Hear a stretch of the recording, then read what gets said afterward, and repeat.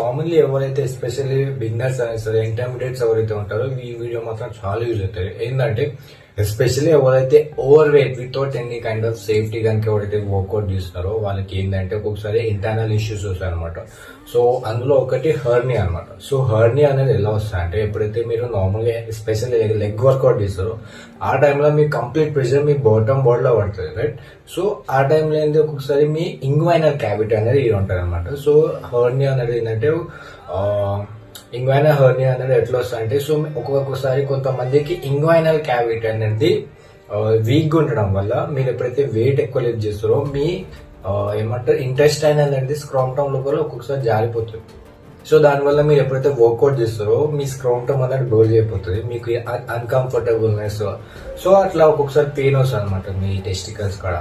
So ఏంటంటే మీరు ఎప్పుడైతే చేస్తారో కొంచెం సేఫ్టీతో చేయండి అనమాట.